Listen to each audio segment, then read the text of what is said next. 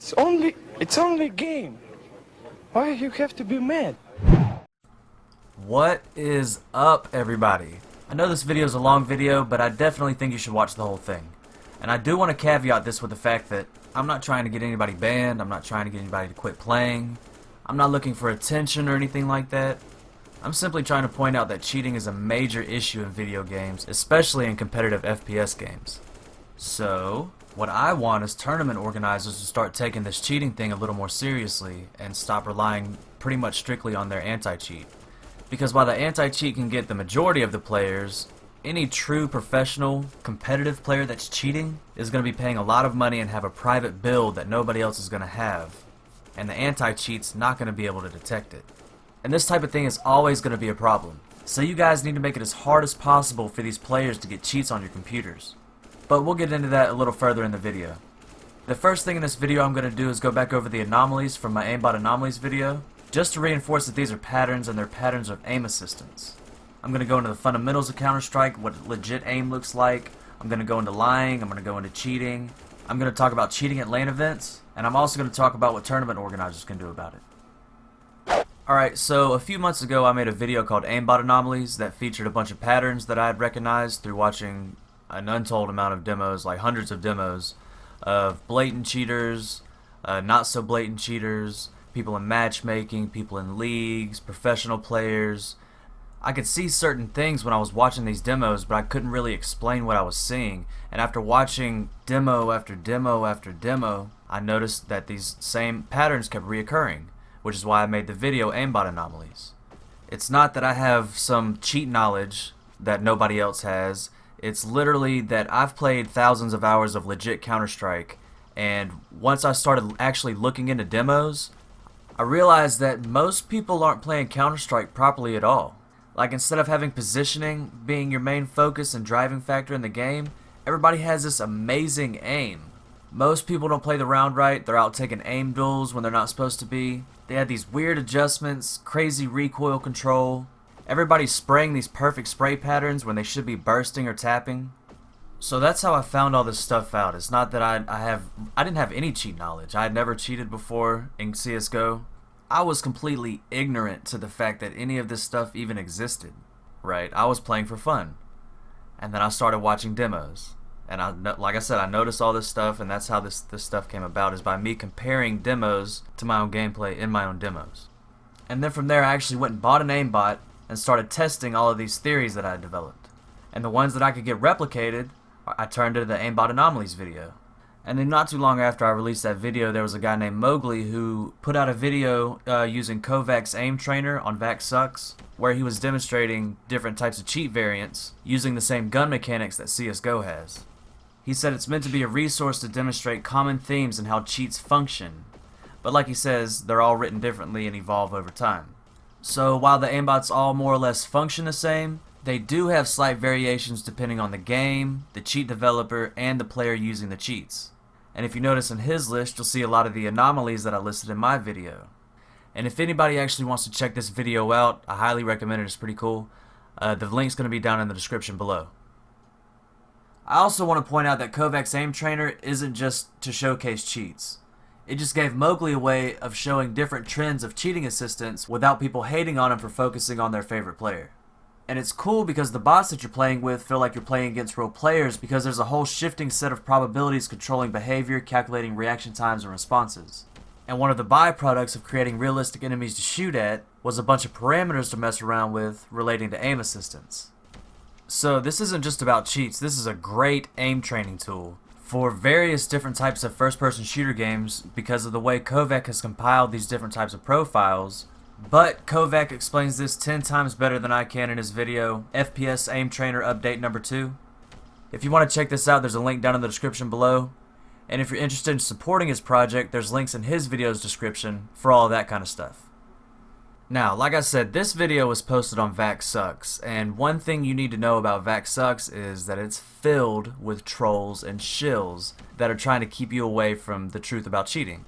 Because either they're cheating or they're a cheat developer and they don't want the truth getting out, right? They're going to tell you that you're stupid, they're going to tell you that you're dumb, you don't know how to play the game, you're bad, you're a silver. A lot of people on there will attack you for no reason, throw ad hominem attacks, throw excuses out, straw man arguments. There's people that go to the videos that you link, they get on multiple accounts and leave the same comment. I found this one guy, he left 3 of the same comments on my video.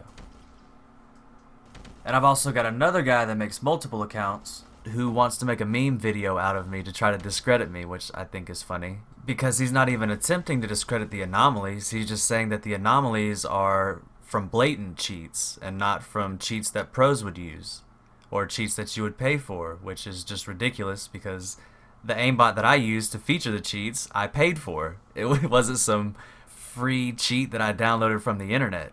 And then on top of that, you got Mojo from Platinum Cheats tweeting at me, "Your videos give us great tips on how to improve our aimbot. Keep it up," with a winking face. But they can't change these things. It's how the aimbot operates. Like, it's the concept behind the aimbot. Like, it's not, you can't just change, you can tweak it a little bit to make it less blatant, to make it more human-like, but you can't change it. The aimbot works a certain way or it's simply ineffective. So, with all that being said, watch out for the shills on Vax Sucks. Watch out for the shills, especially on the main Global Offensive Reddit, because, I mean, you'll get banned pretty much immediately if you even talk about cheating on the main subreddit for CSGO. It is censored like crazy. But enough of the trolls, shills, and talks about censorship. Let's go back over the anomalies that were in my first video. Alright, well, I'll tell Kevin to tell you Okay, this is really bad editing, so don't hate me for it. I just how many matches do you guys need to win to go to the LAN? 12 to be safe. And how many 12 is matches too is many. total? Isn't it like 16 or some shit? No, we can win. I think we'll be alright with 10, dude. Here, Izzy, watch that video, and then But me, like, notice I'm down how to I get play this at kill least right 8 here, matches with you. and look where my And you my want me to crosshair cheat just in all keeps those going. matches? No shit, dude. Okay. But yeah, you gotta teach me movement. Are you like that's But actually look at my crosshair. Do you see how it just See- like shoots off randomly after I get the kill? That's a whip shot. That's what whip shots look like. Yours would stop at his head, and your crosshair Wait, would move after dude, that. you have a video of you hacking? No, I'm not hacking. That was a legit shot. I'm saying what a legit whip shot looks like. Oh yeah, are you gonna be cheating an invite? Me? Yeah, he I better. want to cheat right now in bugs to get my fucking stats Yeah. up so I can win some goddamn prizes. You I'm can't, waiting for this. but Yeah, there's but no- you're bitching No, at you me, can if you man, pay and for you're it. unstable and shit. Like you're. Izzy's recording. I'm done, dude. I'm done. I quit. I quit. Yeah, see that? I quit. Alright, so, as Arya just pointed out, aimbots tend to have some issues sometimes when flicking to targets, and in order to make this look a little more human, cheat developers have added what's called dampening or overaim to the flicks. And I kind of glossed over this thing in the aimbot anomalies video, so I'm going to go more in depth because I found out something pretty interesting. The overaim or dampening will cause a yo-yo type effect if the crosshair is on the target too quickly, or if you have like a too low of a smooth and it snaps to the target, you get what you see right here in this clip. You see the crosshair bounce off of the target and back on like a yo-yo. Again, this is to try to make the bot look more human, but this doesn't really look human at all, right? You shouldn't hesitate on the target and then bounce off the target and back on. It should just be one fluid motion.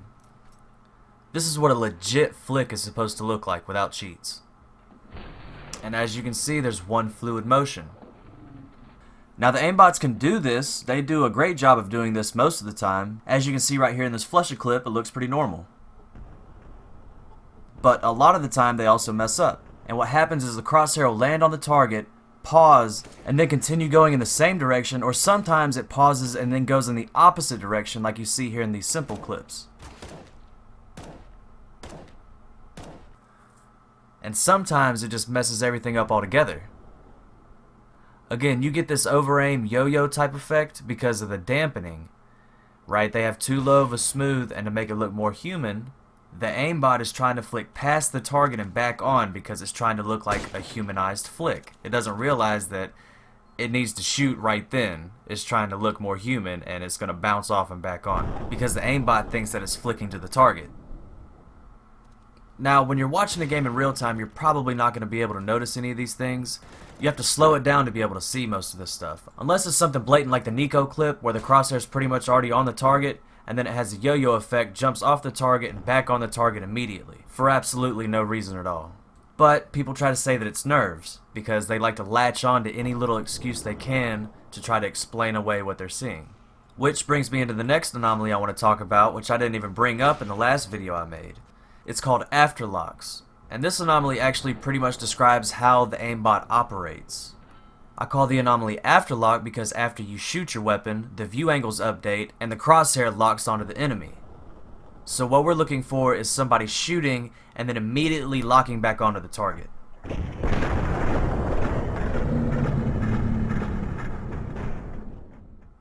These afterlocks are involved in a certain type of aim shake like you'll see in this clip, and they're also the cause of most precise micro adjustments and smooth flicks. Again, this is due simply because of how the aimbot operates. Once you shoot, the aimbot's going to adjust for the punch or the recoil of the weapon along with the view angles, which causes the crosshair to snap back to the target.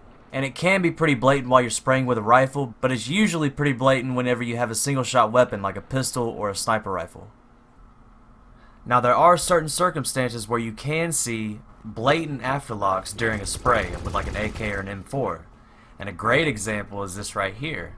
Now this is due to either some shitty recoil control on the aimbot, or the person has a low smooth and a high sensitivity, and they can't track their target while they're spraying, but the aimbot is snapping to the target after each shot, giving you this aim shake effect. Either way, it's blatant as fuck. Kirby from Astralis is well known for having the shaking effect while he's spraying. And this technique of shaking while you're spraying has actually got its own name now, right? They're trying to pass this off as fast twitch aiming, where you shake your mouse on your target real quick and you're supposed to be able to supposedly hit your target while you're oscillating multiple times off of them, even though you couldn't track your target in the first place, and this is supposed to somehow help your aim get better. Like Kirby has over a 50% headshot percentage, and he literally is shaking his mouse when he's shooting at his target. Like this guy says, something doesn't add up. Shaking your mouse does not help you track your target. If anything, it's pretty much going to guarantee you're going to miss your target. This is just another excuse for people to latch onto to explain why his crosshair is shaking. Oh, it's because he shakes his mouse. And like I said, people have tried to justify this aiming technique not only in CSGO, but in other games also, like Overwatch, with pro players like Nanohana, with his fast twitch aiming technique. To confirm that this is how Nanohana aims, I had a look on his stream where he has a mouse cam, which is mainly there because people accuse him of hacking because his aim is so ridiculously good. But if you have a look at when he is tracking someone in this clip, just have a quick look at his mouse and you'll see these rapid little movements. It's a bit hard to see in the stream quality, but you should be able to get the gist of it and see that he does have this high tense state where he just makes these quick, rapid movements to track. Watch when my aimer falls off of Lucio, because like a millisecond later it flicks back on. So even if you mess up and miss, like it takes no time at all until you're back on track landing shots. Now, this is obviously some bullshit to me. And when I called the guy out on how impractical it is to aim this way and how his crosshair went on and off the target like 9 times in under 2 seconds, and he still hit like over 50% of his shots on his first time trying this fast twitch aiming technique, he deleted the comment. Again, censorship, right? Because the only problem that people have with cheating is getting caught. And before anybody says, well, this is just the way he sprays, he just shakes his mouse all the time and he's that good, he's a professional player, get good, scrub, you're bad. No, like he doesn't shake all the time when he sprays. He just shakes when he sees a target.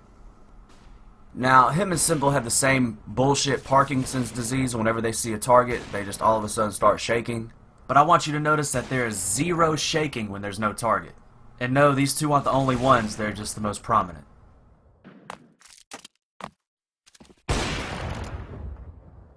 If you look back at the Kirby example I showed you at first, you're going to see the default recoil tracking.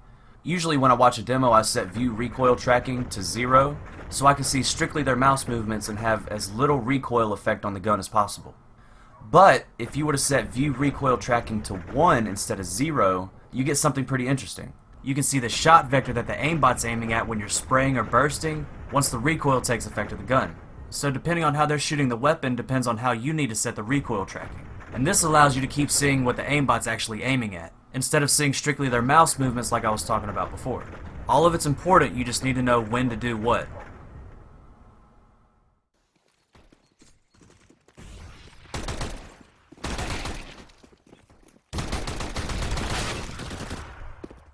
Alright, notice the afterlock on the 4th shot, and then the last 4 shots are literally forced to the target.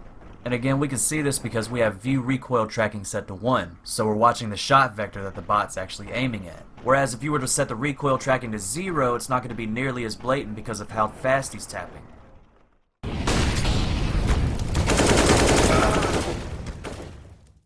You're going to see the same thing in this Kirby clip. There's an afterlock after the 3rd shot, and then the last 3 of the 4 shots are forced to the target's head. But regardless of what the recoil tracking is, when you see stuff like this, you need to start questioning things. He's doing pretty good damage here. Oh my goodness!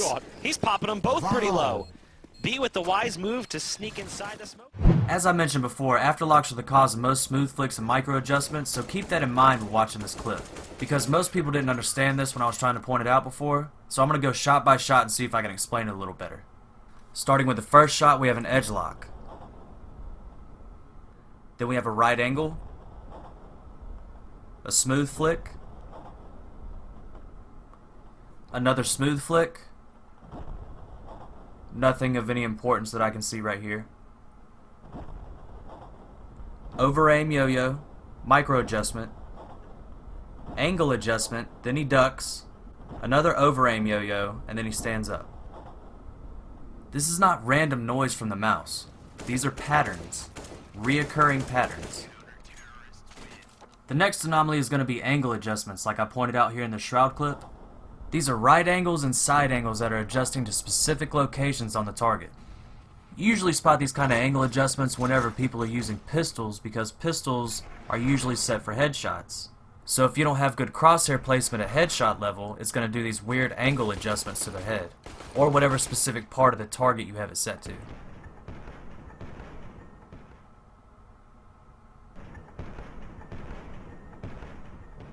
These type of adjustments happen when people hit their aim keys also, like you see here in this nothing clip.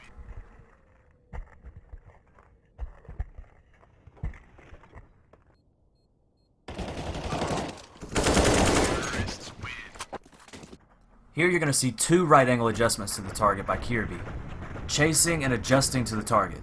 And I'll slow it down to 10% game speed and draw another illustration. Please understand this is not normal or even practical in any way. The next anomaly is a combination of these angle adjustments and smooth flicks, called assisted flicks. What you'll see is as they're flicking to their target, they're doing these right angles, these stair-stepping motions towards the target. Pretty much like the last Kirby clip that you saw, except these happen during or towards the end of the flick. Like you have here with Cold Zera. At the end of his flick, you have the angle adjustment going towards his target's head. The only reason he missed is because he was moving too much. This clip right here has 3 angle adjustments going towards the target, but this one's a little less blatant than the other ones, so I'll draw an illustration for you guys. Hopefully this helps for anybody who doesn't see this initially.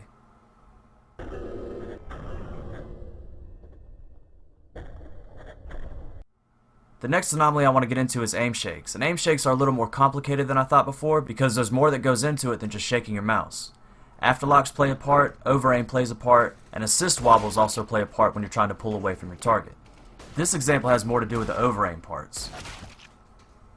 Because as you can see, when Kirby's targets run around the corner, his crosshair is getting pulled between 2 different targets, causing his Overaim to reset on each target, until he finally shoots his original target, giving you this Aimshake effect.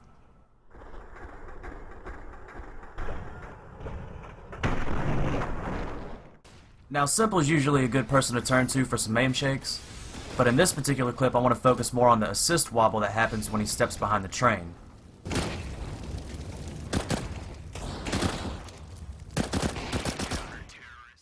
Okay, on the first target you're going to see an overaim adjustment between the first and second shot, then he's going to get shot once and miss, and then the last 3 shots are forced to the target. But this is what I want to focus on more, is these assist wobbles once he steps back behind the train. And an assist wobble is where they're fighting their aim assistants, kind of like a tug of war between them and their aimbot. The third target gets a quick headshot with the afterlock back to the head, and then on the 4th target you'll see an afterlock after the second shot, and another assist wobble to get off the target after he steps back behind the train. And then after he steps out again, he seems to afterlock onto his target after the second shot even though he's dead. And then the last target has an afterlock after the first and third shot, and then his overaim does a weird funky thing after the third shot also, causing an aim shake effect.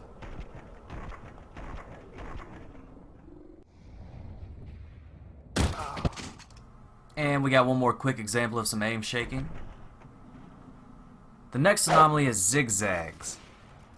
Remember, when the aimbot creates a vector between you and its target, and you shake your mouse while you're going towards that target, it's going to give you this zigzag effect. Like you see in this Symphysis clip right here. It's a lot of movement just to go straight up, pretty much.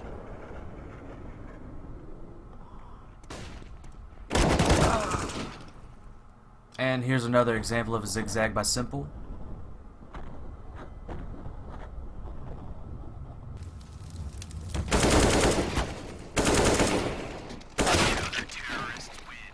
Now this example is a little worse than the other one because this kind of thing should never happen. Like, shaking towards a target can happen to a degree, but doing this should be impossible.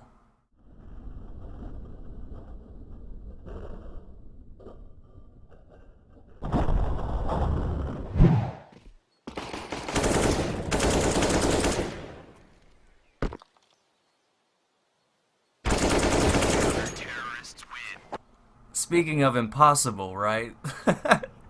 Pay attention to how it zigzags up to the next target. He's afterlocking onto the other guy jumping out of balcony, and then he's zigzagging back down towards the guy as he jumps out of balcony. And then he edgelocks on the wall. Come on, dude. And I'm not even talking about the aim shake from the Afterlocks. Like, this is ridiculously blatant.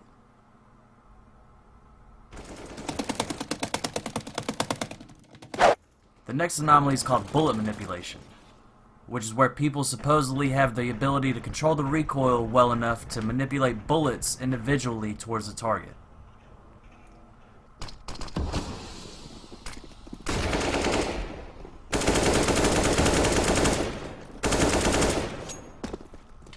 Alright, as soon as Rez is unblind, we have an assisted flick to the first target, and then notice how the bullets are manipulated towards each target, especially when it jumps from the second to third target. And then we have another assisted flick to the fourth target behind the wall.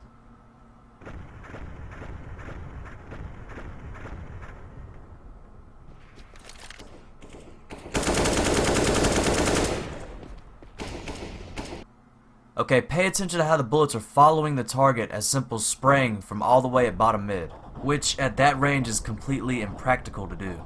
And the only random bullet you get through this entire thing is right when the target crosses the threshold of the edge. You get this random bullet up beside the column.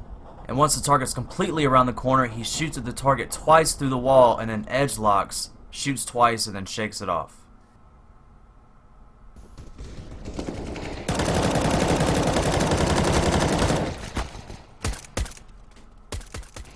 Keep in mind the bullet manipulation, but remember that random bullet that happened in the Simple clip? When the target went behind the wall? That same thing is going to happen right here with Cold Zero. And I call this anomaly no target, because when the target steps around the corner, the aimbot no longer sees the target, so it's not manipulating the bullets towards the target.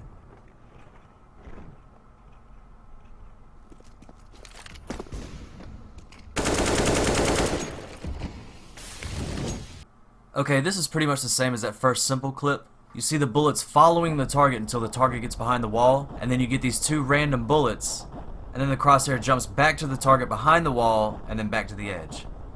Which brings me into the next anomaly, Edgelocks.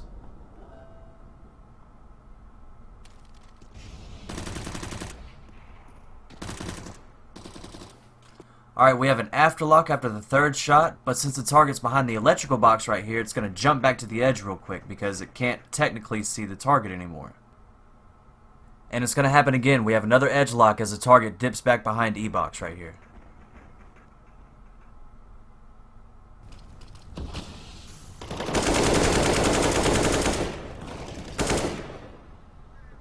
Same thing here with Rez. They shoot at the target behind the wall, and then it locks back on the edge immediately.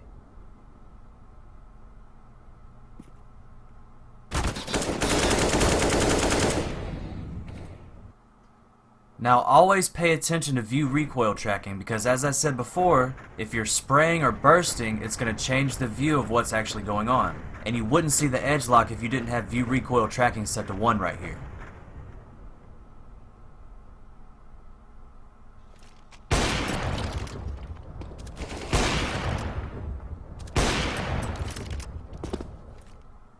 Simple's edgelocks, on the other hand, usually look like this. And I've got the same troll trying to discredit me on the fact that my technical explanation might be wrong for why Simple's aim wobbles on the edge or why he shoots at an enemy. He's not debating whether it's cheats or not, he's just saying that professional cheats shouldn't act this way. I'm not claiming to be an expert and I'm not claiming to be a cheat developer. All I know is the stuff that I've researched and the stuff that people have told me because they want to help me out.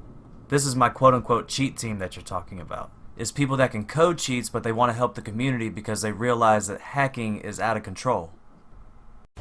I'm out. Still hallway. Quad clear, just fine. Are we dead? Quad dead. I'm inside dead. Oh, nice. 1Z. Oh, truck! Falling truck. Oh, God. Pushing truck, pushing truck. Nice. To be fair, guys, you're all weak. One's hallway. City wall pushing. Dead. Nice shot, sir. Highway, he's up. Highway. Don't peek. Still highway. Yep. I'm just waiting from the push site. Yep. Where you're at. Good wrap. Nice. What a round. Stewart. What a round from Stuart Little. See you on Reddit, guys. Which brings me into Aimlocks or Infolocks.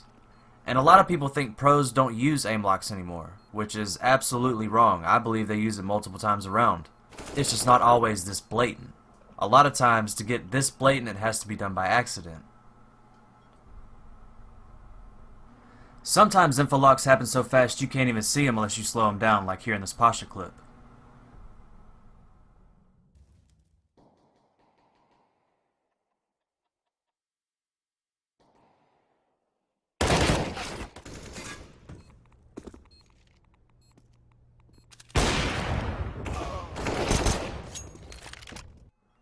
This is a good example of hitting an aim key and going to another target by accident, in my opinion.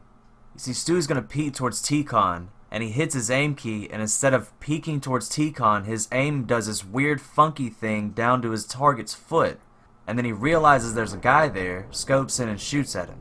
Well, what happened was his target stepped behind the train, like you can see, and he had an assist wobble down to his foot, because the aimbot couldn't see that part of the target anymore. And then he realized he was there, and that's when he scoped in and shot him. You could tell he was confused at first. These type of accidental locks happen a lot more than you think. And if you were to watch an Overwatch case, you're most likely going to see a lot of these because people in matchmaking are pretty blatant when they're cheating. Professional players, though, usually aren't going to be so blatant because they understand people are watching them, people are watching their games. And if you do things like this, it's pretty blatant. And remember, in order to see some of these things, you have to have view recoil tracking set to 1. If you didn't have view recoil tracking set to 1, you wouldn't see this accidental lock.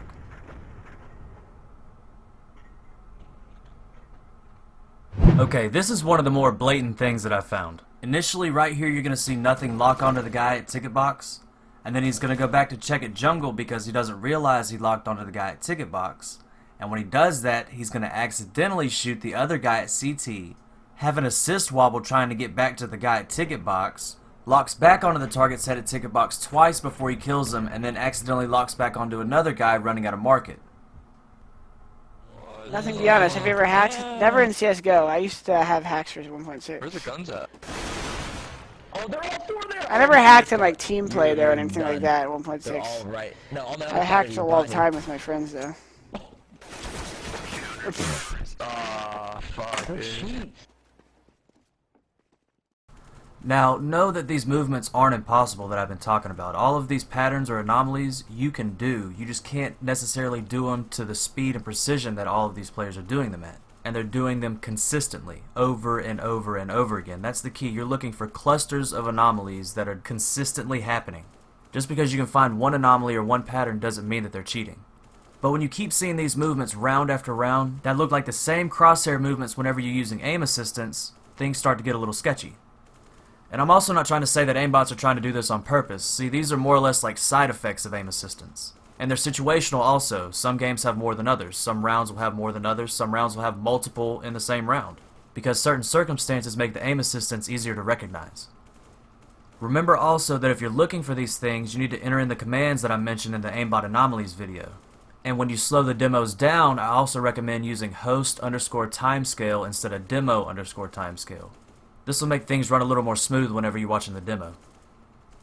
And like I mentioned before, I only noticed these things because I actively started looking into the demos. I watched games for a long time and never thought anybody was cheating, just because I wasn't really paying attention. Which makes sense because research shows that we rarely see what we're looking at unless our attention's directed to it. Which is why I said in the Aimbot Anomalies video, once you're made aware of these things, you'll probably be able to spot them multiple times a game, if not multiple times around. This phenomenon is known as inattentional blindness or perceptual blindness. And it pretty much means that unless your attention's directed at something, you can miss things that are in plain sight. Which is going to be the case with most people when it comes to Counter-Strike because they haven't put the time and the energy into understanding the game and the mechanics at a deeper level. They just take the game at face value and think it's a first-person shooter game. And a pretty decent analogy that I've come across is Chael Sonnen talking about Conor McGregor and how he throws punches. Because to any regular person, when somebody's fighting, it looks like they're just throwing punches and kicks. But to somebody who actually fights, they're looking for these things and they can spot certain things that other people can't because they're actively looking for it. Their attention is directed to it. And even people that do fight, unless their attention's brought to it, they're probably going to miss it too. I go into the green room at Fox and Kenny Florian is telling me, hey, did you see this guy, Conor McGregor? I'm saying, no, I didn't. He says, oh, this guy can be champion. This guy is special. Why, Kenny? I need what? Well, because he throws from weird angles. And Kenny kept saying that about these angles that he throws from. And Kenny understands fighting a little bit more intellectually than a lot of people. I would put him up there with a Dominic Cruz. He's a smart guy. He sees things a little bit differently. Over time, I was able to see what Kenny saw after one experience of witnessing Conor on an undercard. The next time I hear about this Conor McGregor, I'm in a bar in L.A., Michael Bisping walks in and says, have you seen this Conor McGregor? I say, no, but Kenny was just talking about him. What's up? And he goes, this guy can be champion. Bisping had the same take. He was talking about these angles that he throws shots from, when he throws these shots, where his head goes, where his body's at, what you have as an opponent to try to counter and throw back at. Again, Bisping was ahead of me. I had to see it a few times before I sit back and I get what I get what Kenny, and I get what everybody else has seen.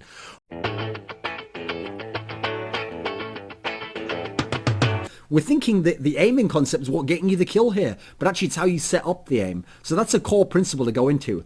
And the reason why I bring that up as well is because people will unfortunately see the highlights, and a lot of the most exciting highlights are going to be sequences where someone aggressively pushes in quick, rapid succession, gets kills, and creates amazing shots. And obviously the most spectacular shot is actually the one where he didn't just have his crosshair Crim style perfectly on the corner, then an enemy comes around and he just uses correct technique and just kills that guy what seems very easily, but actually it's hard to know how to do that intuitively and set it up. Instead, the most impressive highlight is going to be Scream looking around a corner. He doesn't know where the enemy is. The enemy's maximum other side of his screen. He instantly sees him, moves all the way over, flicks, instantly headshot. That's going to be the most impressive, but it's actually the least likely, and it's actually the most difficult to execute, and that's the key point here. CS doesn't actually favor aggressive play or defensive play. It's a spectrum of aggression. What Thorin just described right here is the exact reason why I started looking into demos. Because like I said, most people that I had watched weren't really playing Counter-Strike right. Like anytime I died, my teammates were running around the map. They weren't positioning themselves right. They didn't have really good movement. Nobody has really good teamwork. A lot of people can't throw a proper flash or a smoke to execute onto a site, but they have this amazing aim, which is just really weird to me at first, and I never put two and two together. But, like I said, once I started watching demos, I realized that it's not just the few bad teammates that were on my team that I would watch every now and then. It was literally the majority of people aren't playing Counter-Strike properly. Now, I knew people cheated in Counter-Strike, but I didn't realize how subtle these cheats have become, or how humanized these cheats have become. Because I cheated back in the day in Counter-Strike Source when it first came out, but I only played for like 2 months maybe. And like halfway through it, I downloaded some free cheat off the internet, and then was banned in like a week. I assumed that those kind of cheats were the same cheats that were in Counter-Strike Global Offensive. That if you did cheat or download cheats, it was going to be blatant and you couldn't hide it and you're going to get caught pretty quick. But then I started doing some research of my own. I started watching some D&M videos. I watched some CSGO demo review videos. I was looking on different cheat forums to see what all was possible. And that's when I realized how complicated this stuff had gotten. And the crazy godlike aim that everybody had started making sense. They didn't have to worry about when to tap or when to burst, when to spray, what their positioning was, how to peek, because they could just run around the corner and let their aimbot do the majority of the work. And then a lot of the time, if they didn't kill them, they'd be, oh, CSGO's broken, this game sucks, the hitboxes are broken, hit reg is broken, when that's not the case at all. They're just not playing the game properly, and they're not taking everything into consideration when it comes to becoming accurate. Because CSGO is not like every other FPS game.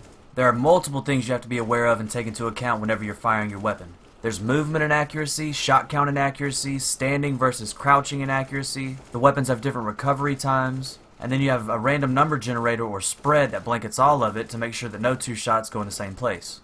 You have to not only be aware of these inaccuracies, but be able to manipulate these inaccuracies in order to be accurate when you want to be accurate. Which is what counter-strafing or doing something like the Shoxy slide is. You see, the way I look at it is you're opening up windows of accuracy in order to shoot. You're not accurate when you're running around the map, and that's most people's problems, is because they think that since their crosshair landed on their target, they should have died, without taking into account any of the other things. And movement is usually the thing that messes everybody up, because it has the most dramatic effect on your inaccuracy. But one common misconception is that you have to be stopped in order to be accurate, and that's not true. If you stay at or below 34% of your weapon speed, then you maintain accuracy. I tested with a few other weapons to be sure. Yep, turns out that you maintain perfect accuracy below 34% of max move speed. Interestingly, it isn't 1/3 rounded, it's actually rounded to 34% instead. After finding this answer, I googled with more specific terms and found that others had already discovered this 34% max in the past. Although, I didn't find any videos on the subject, so hopefully this one is informative for most people. Okay, so how does this affect things in practice? Well, in my opinion, it's actually quite significant. These minor movements, what I like to call micro-strafing, might not... This clip is from Devin DTV, and I bring it up because a lot of people talk about this micro-strafing or crouching while you're shooting, but they don't really understand why they do it. And you do it because you maintain 34% of your weapon speed, which you're accurate at 34% of your weapon speed. Something else Devin brought up is the fact that you have bullet displacement with your velocity. Don't get spooked, but it looks like there's a bug with HitReg where shots are actually translated in the direction of your own movement. In other words, if you're moving to your right, then your shots land a little bit to your right. This effect is so severe with pistols that you need to compensate by almost half the width of a player's head. And this is something I've seen too and noticed in games and done quite a few times. But I thought it was pretty cool because it feels like you're bending bullets. But my point is that nobody really mentions it or talks about it at all, which I think is pretty strange. And another thing people don't talk about is the fact that counter-strafing forward and backwards does the same thing as left and right. And if you're moving forward, you need to counter-strafe that movement with backwards in order to be accurate. This question's been asked multiple times, but nobody really talks about it. They just talk about counter-strafing left and right, which is something else I think is strange, because it's just as important. And I confirmed this by doing the research with the aimbot anomalies stuff. I figured out that velocity is broken up into 3 different sections. You got forward velocity, side velocity, and up velocity. Having proper movement in CSGO is key to having good accuracy. It's not about running out there and stopping and then trying to spray at your opponent. It's about making your opponent miss and opening up these windows of accuracy that I was talking about before, by bursting or tapping at your opponent and then moving out of the way. This is another key element that gives cheaters away when they don't have proper movement but they have this amazing aim. They would rather have bad positioning and spray at their targets and have this amazing spray control than have good movement and burst and tap at their targets. Which makes sense because they're using an aimbot that manipulates their mouse movements, not their keyboard movements. So why play properly when you're killing your targets even if it is impractical? But I mean, hey, don't take my word for it. Other people will vouch for this aim style that are way more prominent than I'll ever be. Don't try to counter spray too much. 7 bullets is more than enough. If you don't kill the guy with 7 bullets, you just stop, move, and shoot again. Alright? This is a core concept because this is why CS isn't just a game where if it was like what the people dumbing it down would be, it really would just be a game where every team was the best 5 aimers they could acquire for their money and status and the sort of people who'd want to play for their team. It'd just be 5 all-star aimers versus 5 all-star aimers and another 5 all-star aimers here and another one here and who got the most headshots and who did the most best in that sense. But that's actually there's only a kind of superficial degree to which CS is that at all. You have to have some aimers. You have to outshoot the enemy in some situations. Probably the team that has the most kills overall will be more likely to win. But it's not a hard and fast rule for any of that sort of scenario. So the counter-strafing, the jiggling, it gets you information, it baits out the enemy's position, and it lets you actually challenge them with a better angle, with better positioning. Because you don't want to come out like this and then just flick to him. You want to just come out like that. Oh, he's there. You back off, you get farther away from the wall, and then you take a different approach to it. Or you can sit back here, get your teammates to flash for you, you can bounce nades at him or whatever you want to do.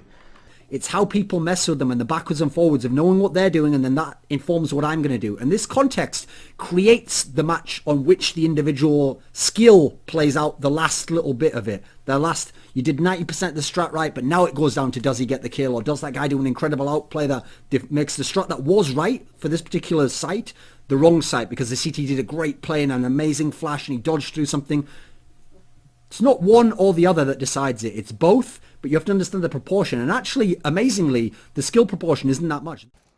So, like I said before, this is one of my main issues, is that a lot of people lack the fundamentals of Counter-Strike, but they have this amazing aim, which doesn't really make sense. It's like playing basketball and draining every three-point shot that you make, but you can't dribble the ball. You have no fundamentals, but you can just shoot these crazy shots. And I understand it's a lot of work. You got to put a lot of time and effort into understanding this game and playing this game in order to be good at it. And most people don't have the time or the desire to do that. I mean, just to take peeking around a corner, for example, you have to learn how to time your peeks. There's different types of peeks. There's shoulder peeks, there's wide peeks, there's crouch peeks, there's jump peeks, and they all serve a purpose. It just depends on what kind of situation you're in.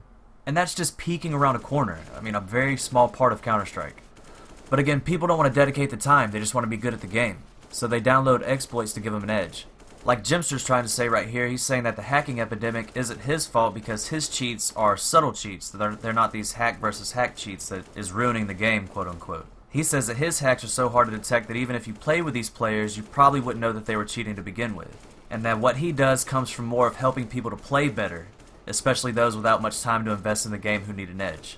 But that's the whole point of what I'm trying to do, is trying to expose these subtle cheats. So we don't have the people that can cheat the best less blatantly. We have the people that are actually good at Counter-Strike and are the best in the world, competing at these tournaments for this huge prize money now. We should be doing everything in our power to help prevent cheating, and hopefully these anomalies will help do that a little bit. Give us another prevention method to help combat cheaters. And for anyone still wondering what legit aim is supposed to look like, and whether or not these anomalies are possible with legit aim, and my answer is yes, they are possible, but they're not practical. Like I said before, if you spot one of these anomalies, it doesn't necessarily mean somebody's cheating. But when they consistently happen with speed and precision to the target, round after round, that's the issue. Like I said before, having good aim in Counter-Strike is about opening up these windows of accuracy by understanding the game mechanics and the fundamentals. It's not about having this crazy aim, with these micro adjustments and this crazy recoil control from across map. CSGO is more about setting up your shot and preparation, good crosshair placement, and then being able to fall back if you miss. It's not about running around the corner and being able to adjust quickly and kill all of your targets. Even though you can do that if you practice, but you're not going to do it every time. It's not practical. The more practical thing to do is to set up your shot and to prepare for it, because CSGO isn't Call of Duty or Halo. Just because your crosshair hits the target does not mean that you're going to kill the target. Again, you have to understand the game mechanics. You have to understand what's going on when you're shooting at your target. Now, if you're standing still, you're going to be able to hit your target as long as you have good crosshair placement and you're able to control your shot count and accuracy or your recoil control. But standing still makes you an easy target, so you want to be able to move around the map and still be accurate whenever you need to be. It's like adjusting more with your keyboard than it is with your mouse. Strafing in and out of your shots and actually using that bullet displacement that I was talking about before to your advantage a little bit. Also, a general rule of thumb that I've noticed is humans tend to aim then shoot, and aimbots tend to shoot then aim. Humans prepare their shot and then go to take the shot and then realize they need to adjust. Aimbots have that afterlock effect that I was talking about before, where after you shoot, the view angles update and then it locks onto the target. Usually immediately. Now, the clips that have been playing in the background throughout this video of me shooting the bots on this aim map, I'm going to link these videos down in the description below. This is about 5 hours of what legit aim looks like, that you can go through if you want, and you can see what I'm talking about with these windows of accuracy. And you can look for these various different anomalies that I've been talking about. And I'm also going to provide 30 minutes of me using an aimbot on this map, so you can notice all of the anomalies that stand out compared to the legit gameplay. And if you do download these things, don't try to skip ahead during the legit gameplay. Use a combination of demo_timescale and host_timescale if you want to speed it up to get further along in the demo. If you try to skip ahead, it's going to crash the game, because it's a big file. And the reason I enjoy this map is because I can practice my aim at different levels, and my hand-eye coordination going to different targets, usually bursting because that's the most efficient way to kill the target. And also like using bots because they're more realistic, they run around and shoot back at you instead of just like a target popping up and then disappearing. But that's just my personal preference. Like I said, if anybody's interested in doing any comparing of your own, the links are down in the description below. This next part of the video is going to have to do with lying, cheating, in all sorts of areas, whether it be politics, professional sports, video games, card games, whether it's to get attention, to gain an edge, to try to sell a product, to win money. There's various reasons to cheat. And as far as video games go, we're talking about teenagers for the most part, who are the kings and queens of lying and cheating. And everybody knows the very first thing people do when they get a new video game is they go look for an exploit. They go look for a way to cheat in the video game to try to get an edge. It's just natural. I mean, since the inception of video games, there's been cheat codes. So I'm just tired of everybody pretending that nobody's cheating, or that there's just too much to risk now to be cheating, or they would never cheat, they're a professional player, they're too good. Like, it's just fucking ridiculous. The only issue people have with cheating is getting caught. Yet you're gonna trust them, ask them, are they cheating or not? Of course they're gonna tell you no. Come on. We watch corporate scandals everywhere. Enron, WorldCom, the financial crisis of 2008. We saw an increase in cheating in professional sports. Have you ever used steroids? No. I have never used steroids. I have never doped. We witnessed political deception and its huge repercussions. Does the NSA collect any type of data at all on millions or hundreds of millions of Americans? No, sir. It does not. Not wittingly. On one hand, we want to look at the mirror and think that we're good, honest, wonderful people. On the other hand, we want to benefit selfishly from being dishonest. As long as we cheat just a little bit, we don't have to pay any price in terms of the image and the way we view ourselves. And we call this the fudge factor. So this is the ability to misbehave and think of ourselves as good people. The brain is coding everything relative to what the baseline is. The same goes with dishonesty. If we're pretty much honest people and we haven't lied and now we're telling a lie, the brain is coding this as a really big difference relative to our baseline. But if we're dishonest and we lie quite a lot, the brain doesn't respond so much. After a while, the negative value of lying, the negative feeling, is just not there so much, which kind of makes you just lie more and more and more. I did not have sexual relations with that woman, Miss Lewinsky. Indeed, I did have a relationship with Miss Lewinsky that was... These nuts? Got him! Got him! Oh! Whoa! Whoa! But do you ever think Dan's like, damn, bro, relax. We Maybe. hired you, but Jesus, well, criminy. They knew what they were getting into, and you know what? They just decided this is only one way to clean up the sport. Bring in the guy who's the very best at catching people for doing drugs. Bam, bring him in. Bam, did they do Bam. it? Here's the thing. John Jones, since you saw this come in, he's failed 3 out of 4 tests. The only one he didn't fail, one was he got Coke. OSP. Coke is Coke, brother. Coke is Coke, bro. Oh, so that's fine.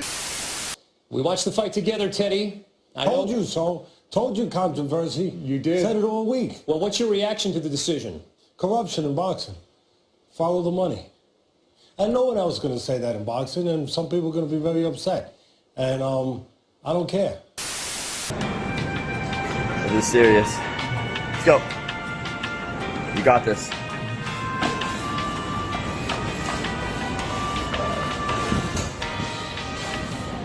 Let's go.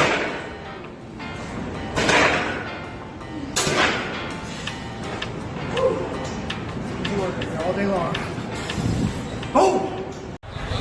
You've been asked to come to a bunch of competitions. All you do is run your fucking mouth, bitch. When are you gonna come out and do something, you fake ass motherfucker? Well, come out and prove it on the fucking record, dog. You're a bitch too, motherfucker. Where it's like, do you think $1 billion company's gonna have fake weights? No! That motherfucking suspect. You tell him I fucking said so. Fake weight using motherfucker. We don't have none of that shit over here. You gonna find one plastic plate up in this bitch. Oh, wait, what the fuck? Clara. Hold on, Clara, give me 1 second. Clara. Let me just message this girl. Give me 1 second. Why the fuck is this on my computer right now? Clara.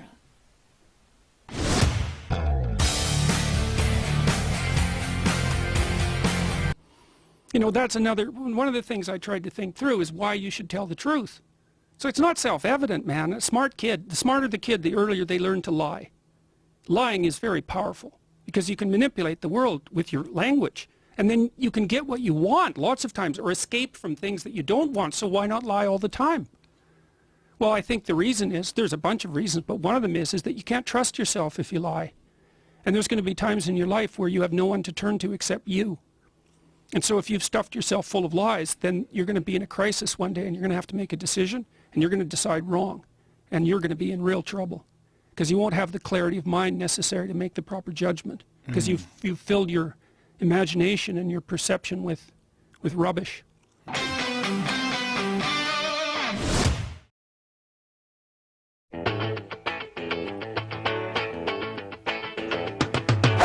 So anyone that tells you that it's not possible to cheat on LAN is wrong. It is absolutely possible that someone could be cheating at LAN today. I don't know if they are, but it's possible that they could be.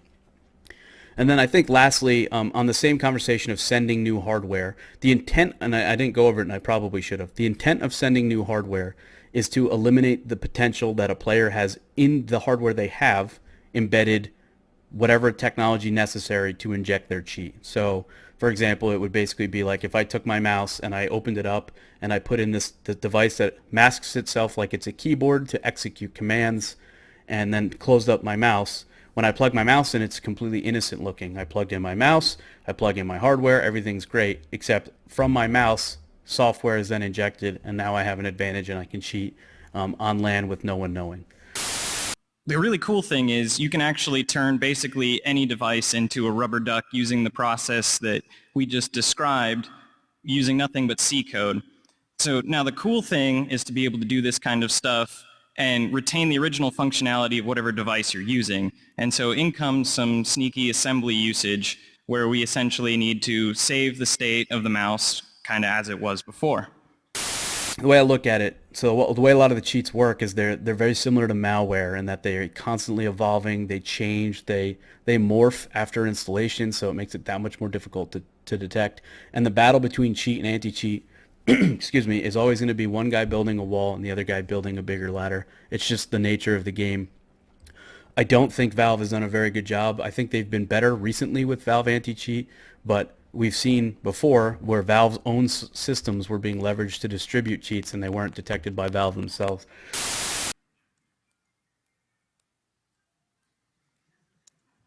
So for a real hack, generally speaking, in an esports tournament, you wouldn't go with stuff quite as obvious as this. You would professional gamers really only need a little bit more of an edge than Mark and I need. So generally speaking, it's some kind of aim helper that takes like a 3-pixel off headshot and gives it to them as a headshot instead.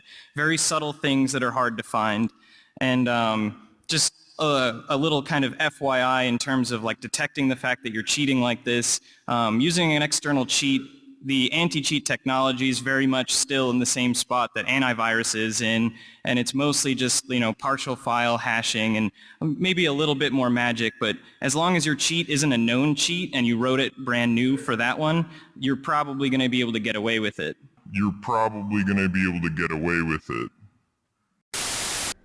If you think back to the Kaylee situation and how that whole thing happened and got detected, there's been other examples of this occurring, some of the cheats were being passed through Steam's workshop and maps that you could download from the Steam workshop. So even if internet access was restricted to only Steam and Valve functions, people could still get their cheats. And this is why having any internet access is really, really risky. The other thing is some software, specifically the Razer Synapse driver suite, requires internet access to log in. So even if you don't have internet access, it almost always gets provided to 1 or 2 people on a team that require that for their driver software to be installed. So here at the end of the video, I was going to make some recommendations for what tournament organizers can do to kind of beef up security to help prevent cheating at LAN events. But Mowgli made a post on VacSucks with a few things that I think can make a huge difference, so I'm just going to read his post out loud. And he says it's not intended to be a total solution, but it can make huge strides in the right direction. The first one is isolate machines completely from the internet at all times. This includes isolating them from internet-connected devices such as phones or other IoT devices, and would also require an offline mode for Steam to retain cosmetics. The second is tournament hardware. Simple, solid, no frills, no customization hardware. One solution he's pondered is having a driverless PCB that can be put inside different shells, so the player could bring his custom mouse shell to the event, worn in as much as he wants, but the PCB is swapped every event, maybe to an unknown player to prevent firmware hacks.